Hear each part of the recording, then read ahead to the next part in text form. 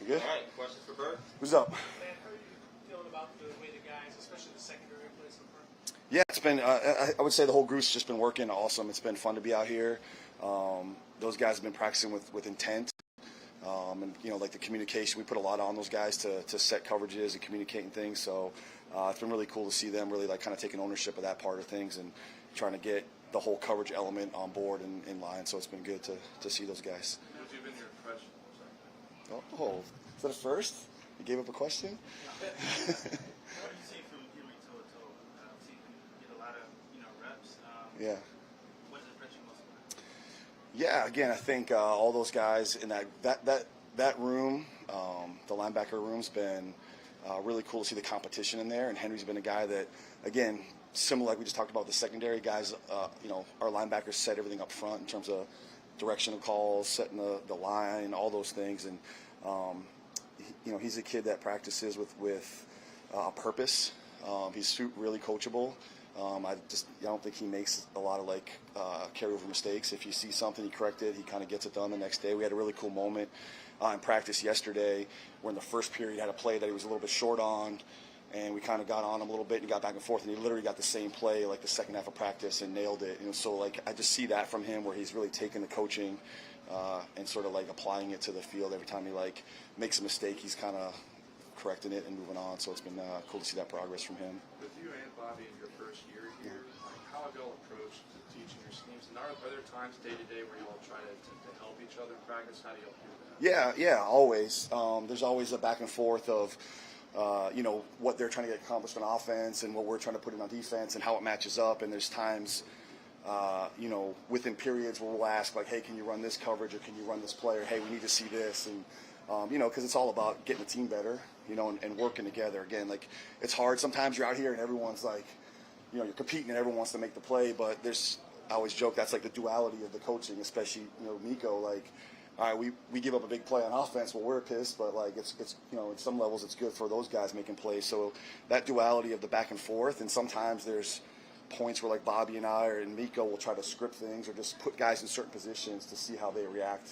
So it's been cool, really just, again, the whole group coming together like that, for sure. And even if if he gets out of position initially, what do you see from his recovery and hustle on the screens today? Yeah, the screens he's got a really good feel for. Actually, he just kind of has a pretty quick feel on those. But we ask our whole D line to turn and run to the ball. That's sort of a calling card of what we ask those guys to do, and so he's embraced that along with most of the group. You see those guys come out the stack. If we're going to be an attack front like we've talked about and have guys coming off the rock and trying to rush, people are going to throw screens to slow us down. So those guys have to then turn and put the foot in the ground and come out and sort of make people pay for trying to throw screens on us. So it's kind of just part of the philosophy of how we play. We know that's one way teams try to slow us down.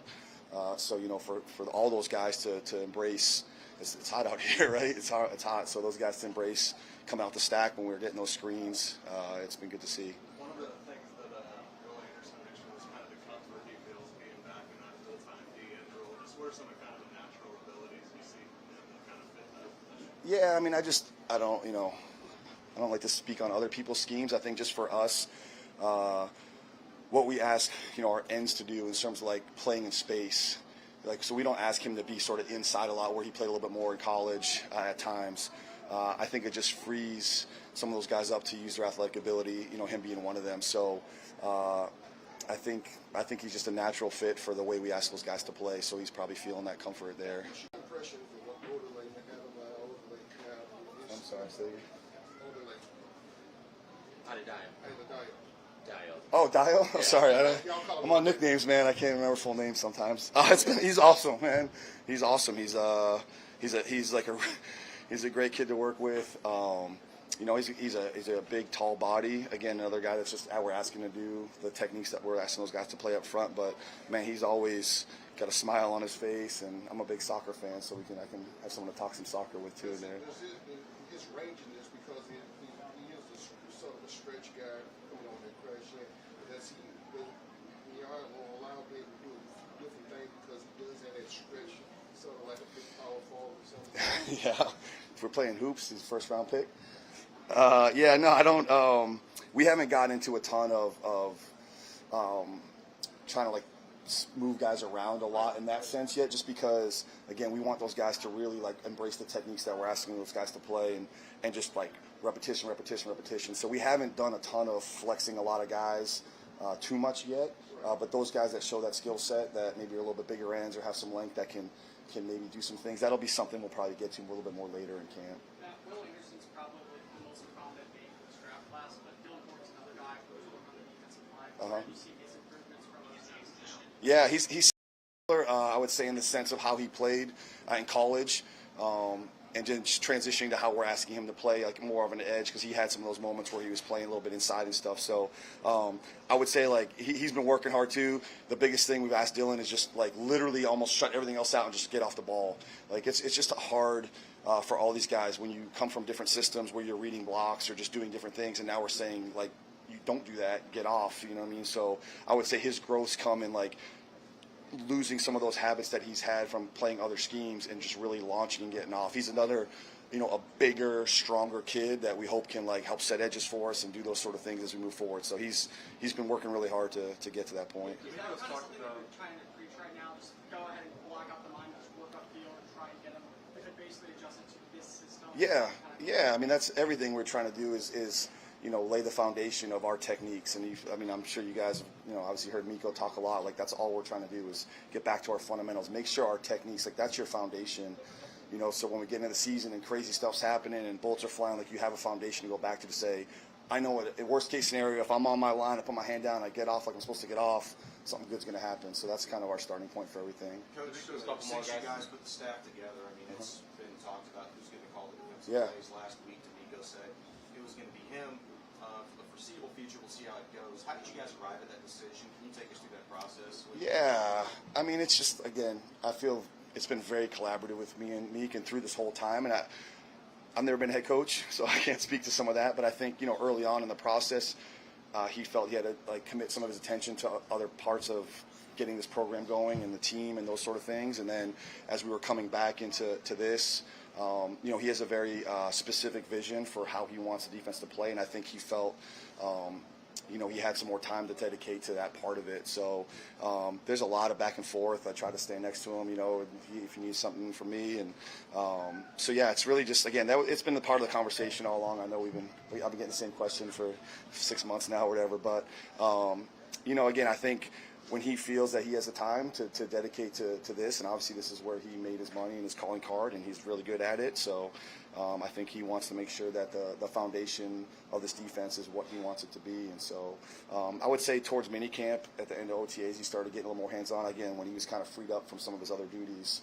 And I think, again, it's going to be a new challenge as we go into the season, again, in terms of what other sort of things come up to restrict him. And, again, I'm just here to try to help him any way he needs me. So Last two guys. How much did you know Bobby Slowik before you got here? 0. What have you noticed about him since? Yeah, he's awesome. He's got a really good way about him, man. He really is. I would say the biggest thing I've noticed, everyone's all first-time coordinator and calling it, he is really unfazed. He's got a really steady hand. He gets pissed sometimes, not saying that, but nothing phases him. He's really composed and in control, and obviously, working with some young quarterbacks and trying to develop those guys, he's just got a really good way, a really good approach with that. I've been impressed with just sort of his composure and everything. Cole? Matt, is there anybody that you saw from OTAs and minicamp that maybe has overexceeded expectations? Oh. I have high expectations for everyone.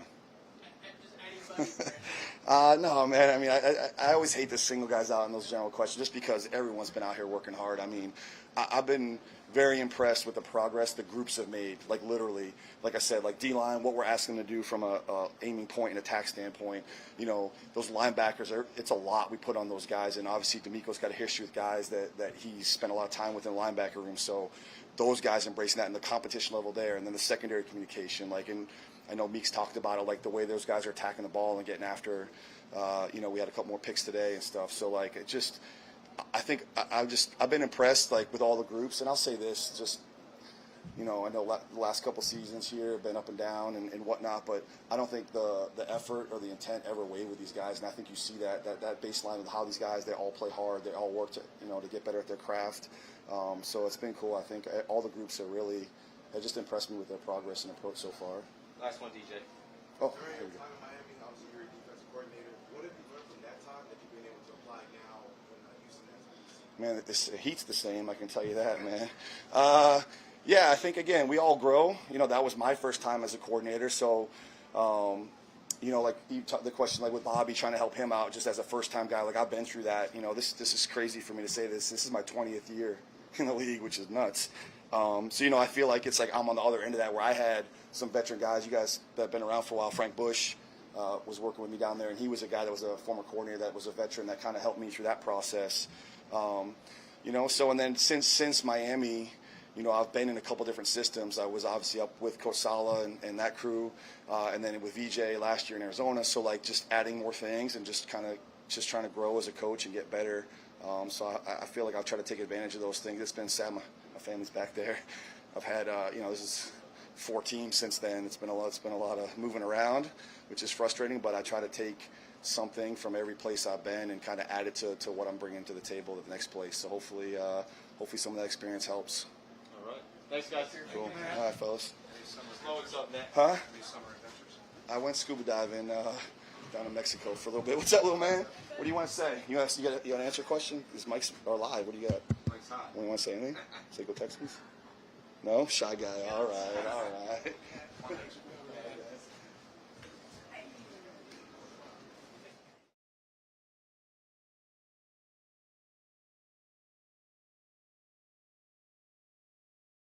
What do you think about Tank Dell? Where is he, and what are your plans for him? He's extremely fun to coach. That would be the first thing I have about Tank is he's a joy to coach. He's always listening. He's intentful. He wants to work.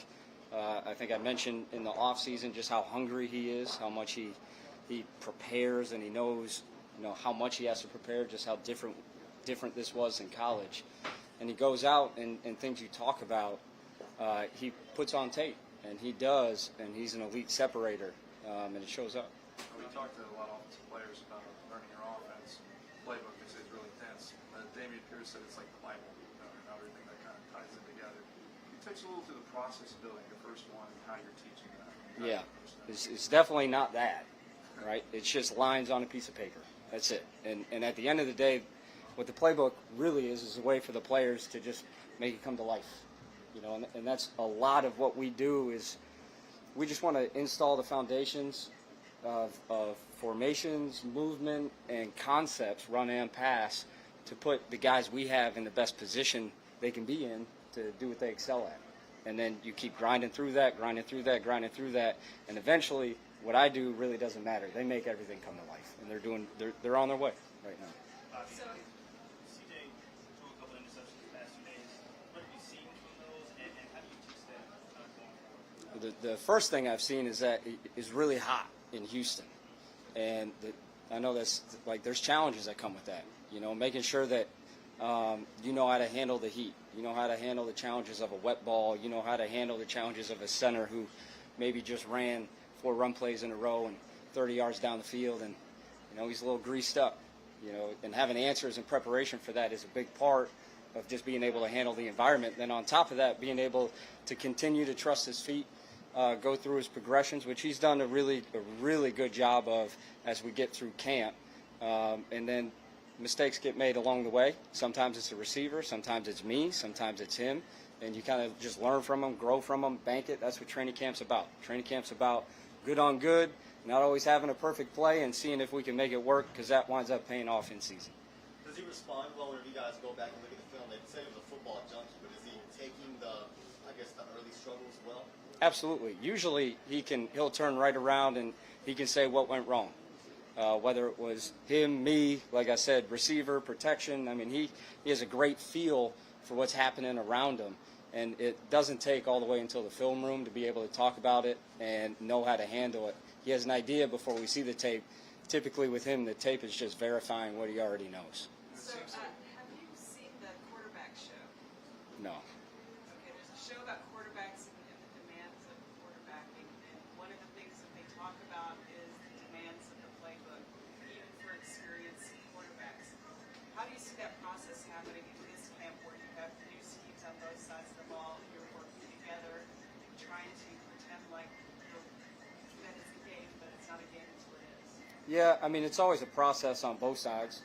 A lot of it for a lot of these guys, it's similar stuff they've done before, whether they're vets or they're coming from college. There's aspects of it all they've done before, and you just change the verbiage. You change how you get there, and maybe you emphasize different things that have been emphasized to them in the past.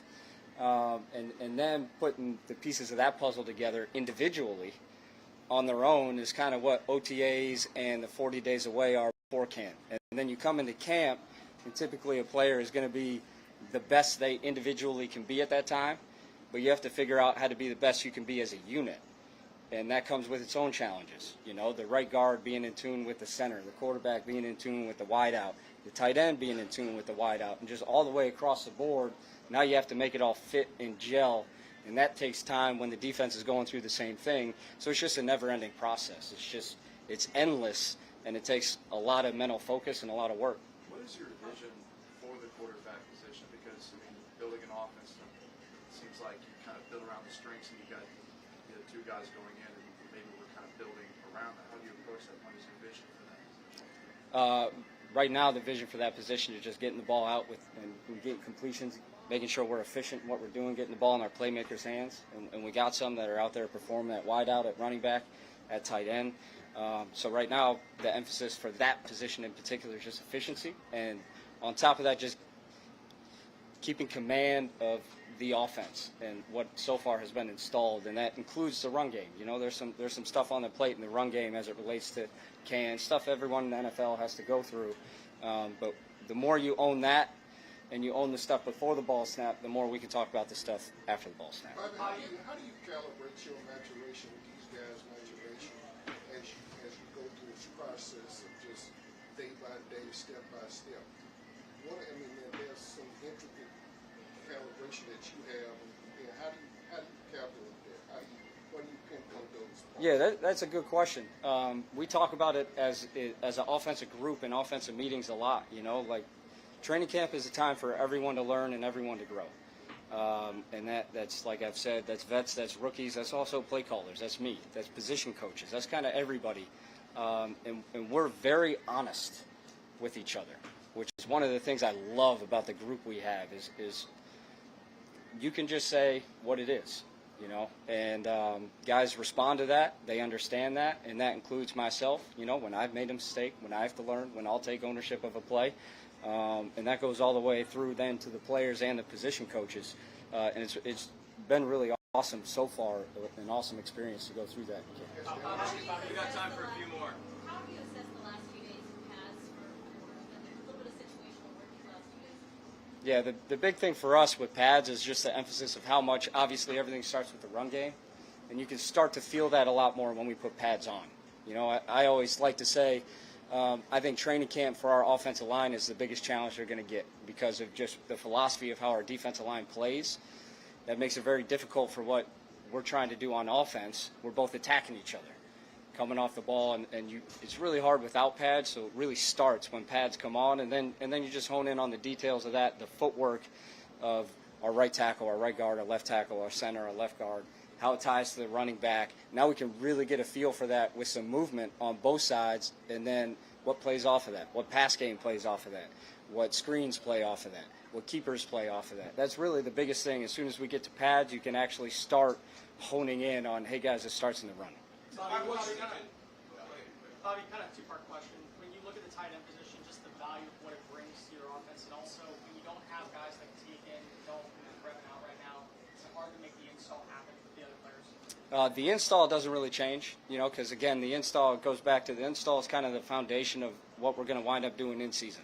So we're not out there trying to make sure that Dalton's getting this perfect look, that we can get a specific route run and the quarterback get the rep throwing it. It's more like if we get the look, that's great. Let's see if we take advantage of it. And if we don't get the look, what's our process across the board as a unit to ensure we still have a positive play. Then on top of that, specifically as it relates to Dalton and really the whole crew, once we get them all back and going, like that position, as everyone knows, that's extremely helpful. When you have a tight end group in the pass game that can help protect your quarterback, there's a lot of things you can do as far as matchup goes. Once you start getting to game planning, there's a lot of things you can do in protections.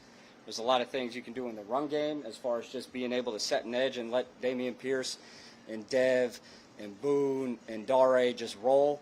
So it's a huge piece of the cog right there, cog in the machine. What are the benefits of having sometimes adverse circumstances or different personnel for a young quarterback that sometimes things will not be the way you draw it up on the depth chart and a little bit different? Do you see that helping CJ? Absolutely. I think it's massive that you go through bumps in the road on your journey. Like the season is so long in the NFL, you know, and you can get to week 8 and you don't even remember what happened in week 2. And there's so many hiccups along the way across the board. Just being able at that position to learn how to handle them, how to respond to a coach, how to respond to a teammate, how to respond to yourself. You know, keep your confidence. And Davis and Case, kind of all of them going through the same thing, the same struggles, has been awesome. And they've had a great chance to kind of teach CJ. CJ's had a great chance in some aspects to teach them on some stuff. It's been a really cool room to see gel. We've got time for a couple more. It seems like whenever you're going through your career up to the first time play call, you have a lot of stuff in theory that you want to place out, and then putting it in practice, you're like, oh, that didn't work, and this did in different ways. What's that experience been like? Has there been that? And like, what kind of pops off the page and like take what you've learned? Yeah, a lot of it for me, what I always wanted to make sure I emphasize, no matter what, I've already kind of hit on many times, and that's the fundamentals and the technique. Like, no matter what we're doing, we're going to stick to these 3 things. And we're going to attack, we're going to run off the ball, we're going to be efficient in the pass game, we're going to be extremely detailed in our routes. Like, there's just these core things that have nothing to do with the lines on the paper that are just a part of how I think you should play offensive football. That, more so than anything, I would say, is what I learned on my journey that I'm trying to implement. We'll close with Sergeant DJ. Bobby, when you're trying to teach a new system to rookies, but also veterans, what are some of the difficulties that you've been through? And especially when these players have different learning styles. Some of these veterans have been around a long time. They have a certain way that they learn a playbook. What are some of the difficulties that you've had to overcome?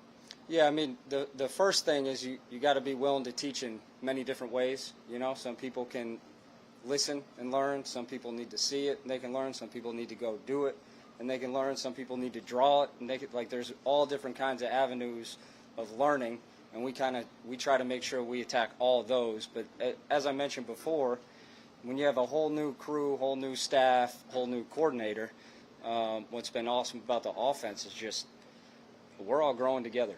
I mean, there's mistakes made every day, every play. We haven't had a perfect play yet.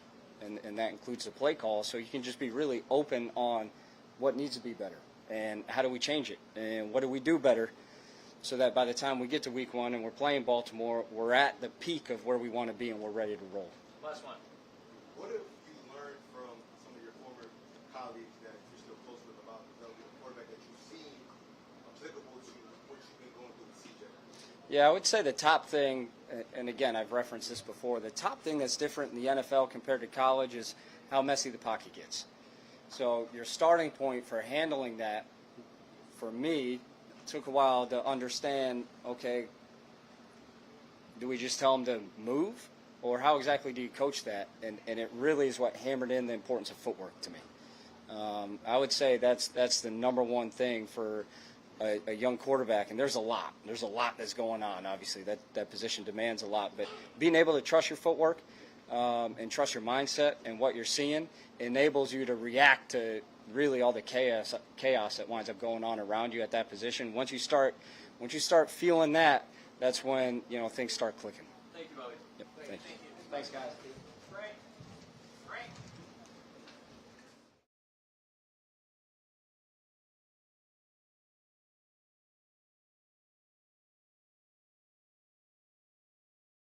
Day off, not for physical, but for to recover my voice. Yeah. Hi guys. How you doing? Yeah. Anybody who's here that's got explosive skill set, we'd love to develop them. So planning wise, all receivers, any running back that can handle a punt or a kick return, defensive backs always add extreme roster value. So anybody that's available to us, we'd love to get them a chance to make plays and get a touch. What about his specific tools that he brings to them? Yeah, I think everybody here is familiar in Houston with specific Tank Dell, but young, twitchy, and fast players. So the ability to stretch and cut in space as a ball carrier, post catch, etc. So if he's able to contribute that for us, that'd be great. Frank, what's Go ahead, sir. Go ahead. Yep. Planning kicking progression as well. But man, we got to evaluate as many players as we can. This is training camp, so proving yourself every single day. As much competition we can bring to the entire roster, doesn't matter what you are, what position you are, the better. Is the way I see it. And so excited for Jake Bates, a local kid, and see what he can do. Go ahead. No, everybody's got their progressions that they build in, whether it's a quarterback's throwing motion or whether it's the amount of high speed you want to hit from spring to your summer training on your own to training camp, and then whether it's a Wednesday, Thursday, or Friday in season. Everybody's got their progression, so nothing more than that. Say it again. Big leg too, right? Who's that? Jake. Yeah, strong leg. Yeah, obviously, all of us have hurdles in life, some easier than others, and, probably nothing in my life to compare to him. So for a good human being, that is special, and proud and happy for him. And hopefully his rear view mirror on a lot of that stuff, and now he gets to play some football and enjoy the things that he's so good at in life. So proud for him, and excited for the opportunity and road ahead for him. Yeah, of course. Yes, pulling for him. Frank, you have Desmond King back for a third year. When you look at what he's done on return, is it more so his job to lose, or is it more so someone else's job? Yeah, that's a wording question. I would say, hey, I got 90 guys, and as the roster sorts itself out, we'll see who's available for us when we get towards September. But every single person here, their skill sets, they got to show and prove themselves every day, man. So a little bit of a bland answer for you. Got to do that. That's unfortunately, that's the reality of our business. We have to prove ourselves every day. And you're in training camp, third day of 3 practices in a row, second day in pads in a row. Man, you gotta fight every single rep you get. Doesn't matter what position you're playing or what you're being asked to do. What do you like about a guy like Xavier? Say it one more time. What do you like about a guy like Holiday? You said validate? Yeah, Holiday. Yeah. Anybody that has a developmental skill set, a lot of these top-end players in college, they get to the NFL, the special teams game is, that's a learned skill set and something they have not been asked to do. So anybody that's hungry, has a good learning mentality, sign me up for that guy. You got a winning chance if that's the case. Go ahead. No, let me just piggyback on that. Sure. Your offensive coordinator has big list. The defensive coordinator, what's your shopping list? My shopping list. You get the leftovers. That's not man. They can worry about what they got to do. I'm trying to find 22 starters for the each phase, for the kicking phase and the coverage and the return phase. Kicking game players are starters too. So the roster, that chemical composition of the roster, when you get towards September, it's a whole composition that has to work in unison together. So we're just like Bobby wants people who can do a lot of good different things. We want fast players that play violent. And then we want technique players that can match up versus skill. We want size players that can match up versus strength. We want guys that can outrun you. We want ball handlers that make you miss, et cetera. So a lot of different things we'll use depending on how it shakes out. Go ahead. As one of the few coordinators from the last year, where do you think the special teams can improve on going into next season? Yeah, so people might think there were some good things that happened last year, and that's all good and grand, but, we have everything to improve on. This is a brand new season, a brand new day. It's a brand new training camp. So we need to make sure we sweep every single corner and every single detail that we have as far as all 4 of the big core 4 units. As far as the returning amount of players that had played in the kicking game last year, maybe that does carry over to the season. Maybe it doesn't. We'll see how that part shakes out. But, man, just generally speaking, I talked about it, when we did the first presser in spring there, and we got to find ways to improve the return game. We got to find ways to continue to affect coverage with more sound tackling. There's a lot of new to this team, with coaches, some new players. You're back, some of your specialists are back. How valuable is that familiarity that you have with Kaimi, with John, with Desmond, with Cam? Like, how much deeper does that allow you to maybe get on the long run with those guys, because you're familiar, everybody knows. That's right. The expectations. Yeah, part of the question is the answer in the sense that the familiarity is a bonus. When you get a bunch of veterans that don't want to say veterans, but when you get against players with the same system experience multiple years in a row, not that you install quicker, not that you don't lay your foundation properly every year, but the goal is to have it laid and then start pushing the information on them a little bit faster because there is some ability to handle it quicker, right, with familiarity and the calls, et cetera. And then as far as those specialists goes, those three guys have been here, going on 3 years together, working in unison, that's a blessing for them in the sense that they have their own system down. They don't need to say, hey, let's work this today. They just know and go and do, so efficiency rises. Go ahead. What are the relationships like on this new coaching staff, and how are you guys working together? What's it like? Yeah, it's always fun. Joined a few new staffs, and it's always fun. The first couple, somebody breaks the ice, cracks that first joke in a staff meeting, whatever it may be.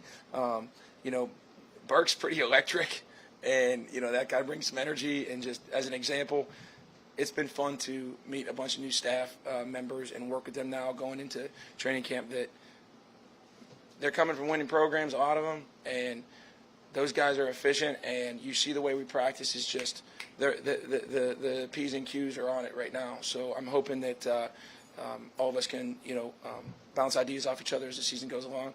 Been really good making new coaching associates there to work alongside. It's been good. Okay. Okay. See you guys. All right.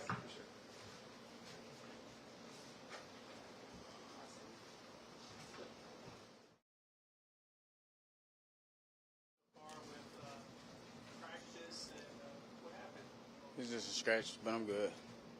And today, Yeah.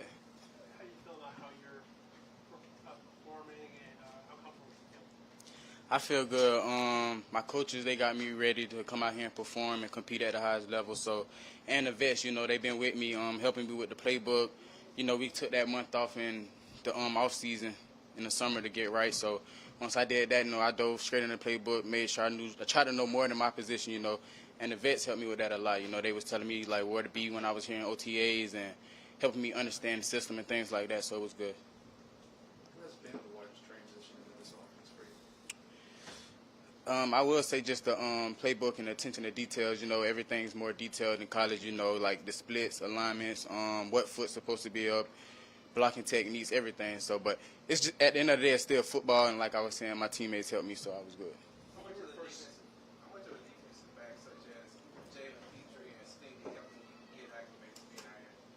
Oh, they've been doing an amazing job. I don't know if y'all seen, but after practice, Sting will come up and tell me some things he think I should get better at, and he'll ask me questions like, if I get him on something during practice, what could help him and things like that. So, and then Jalen, he's an all-out player. He hustles every play. I know you can see through his practice, he make you just want to practice hard, and every time you catch the ball, sprint up and go score a touchdown because how he practice and carry himself. And then other than on the field, he come up to me and say things and just get me going, and I get him going, so it's fun. Yeah, that's my guy. He talk a lot of trash. How has it been like having the public out here, seeing some of camp and just the interactions you've had with them? It's new for sure. In college, you didn't have that, but at the end of the day, I don't too much try to focus on it. I just try to focus on the task at hand. Go out there and compete every day, go 100%, get my coaches everything I got. So, but it's been good though, just seeing y'all.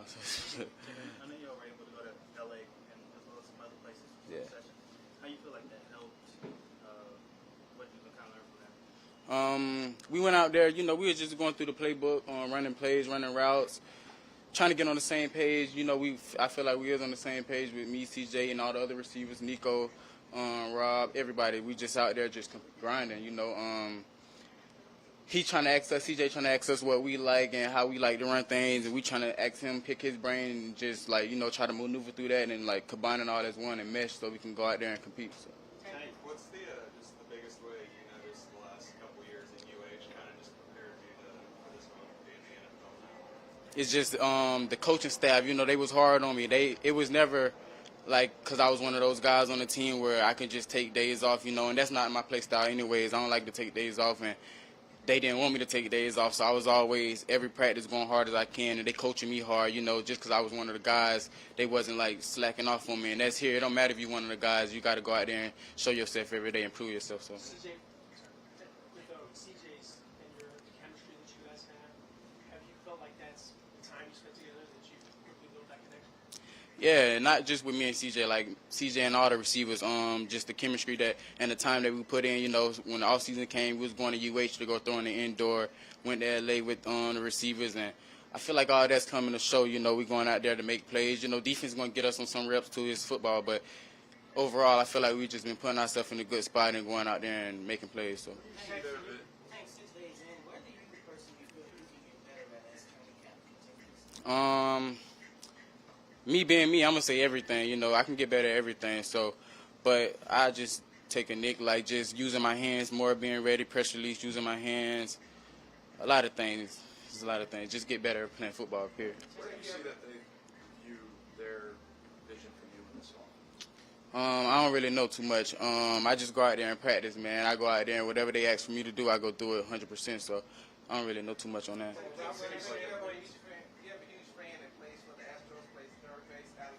Yeah. Nah, I didn't meet him. He had a trader event that I went to. I went for him and things like that, but he had a game, so he couldn't make it. But I didn't meet him personally, but we text and things like that. But he's a cool dude for sure. From a learning standpoint, does a lot of it come natural, and what were really some of the things that you did as a developmental player, high school, college, to get to where you are now, where you create that separation so easily? I feel like, you know, God gave me the tools. You know, I was born with it, but I still put in the work. I trained at Fonte. I got other trainers that helped me out along the way, and I just put in the work. You know, even when I do feel like it's a good rep, I still rep at it 100 times just to, like, you know, so it could become, you know, back of your mind. You don't have to think about it too much, but just feel like God, I was blessed with the talent to do that, but still work on it for sure. Still a couple more. What's it been like working with Bobby Slowik, and how would you describe him as a teacher of this offense right now? Yeah, Coach Slow, that's my guy. He helped me a lot with the offense, just breaking it down to a standpoint where we can understand and not just he giving us a bunch of stuff and just telling us to go learn it. He actually break it down and make sure me, the whole receiver group, the quarterbacks, running backs, everybody understand it. You know, that's what we have long meetings for. So I feel like Coach Slow, he's been doing a great job. He's a great offensive coordinator. Can't wait to get it rolling with him. So his offense is... I had a big head when I was a baby. Big head? Yeah. You started out your college career at HBCU, and to see a player like Titus Howard, who graduated from HBCU. I played against Titus. What does it mean for you to be able to see that and to also, you know, recognize a lot of the talent that is in the HBCU? Yeah, that just goes to show it don't matter where you at. You know, you can play football. If you're blessed to play football, you can play football. You can go far in life no matter where you at. It's kind of hard to go from HBCU to the NFL, but like Titus, he did it. You know, myself, I only was there a year, but, you know, I got here through the grace of God. But that just shows, like, you can play wherever. As long as you're one of those guys and you go out, work hard, you know, keep God first, and maybe it can happen for you. What was your initial reaction whenever you finally got the news that you were staying here at Houston? Man, I saw the area code come through the phone, man. I was so excited. I could have ran to the stadium, man, but it was definitely a relief because I wanted to be here. You know, I wanted to be here with these guys, this coaching staff, this team, this unit. So it was perfect. It was perfect for me. Say that again. Is there anything that happened in any path along the way, OTAs, all season, or here at camp, where you've done something you know belong here? Just play football. Like I made a bunch of plays. Not only me, all my guys made plays, but it's just football to me. It's normal to me. Just go out here and compete. That's the main thing. Let's do two more, Cole and then DJ. Tank, you kind of talk about your relationship with Hunt and John Mechie, two young receivers who are still coming in their own, kind of learning alongside you. What you've noticed about them that makes both of you guys stronger? I start with Mitch. Mitch, that's my guy. Me and Mitch, we done built a good bond, a strong bond. That's my guy. We on the field, we talking. Off the field, we talking. He telling me things to help me. I'm critiquing him. He critiquing me. And then we just having fun. We joking with each other. So we just building that type of relationship. And I feel like we'll be a great, just the whole receiver corps be a great, you know, receiver corps. But X just a funny guy, man. He willing to work wherever you put him. You know, he move around from X, Z, F, everywhere, wherever you want to put him, he's ready. And he's willing to work too, you know, coming in, strong-minded, ready to work, getting in the playbook. DJ? Obviously, you're a former JUCO guy. I'm a former JUCO guy, so I know how hard it can be. So for you, when you were in JUCO, obviously most JUCO guys, they want to go to the NFL. So when you made that happen, what was that moment like for you? Yeah, I kind of reflected on like my JUCO experience because that was hard. Nights where you wasn't eating, sleeping, you sleeping on like a twin side bed and stuff like that. So when you reflecting on that, you just it's a moment where you're just proud of yourself, but at the same time, like job not finished. You got to go in and prove yourself some more, and then stamp yourself. So that's just my main thing. Just go keep proving myself. I reflected on it though. I came a long way. I'm happy for that. Thanking God, for sure, but still got something to prove. So Thanks, Tank. thank y'all.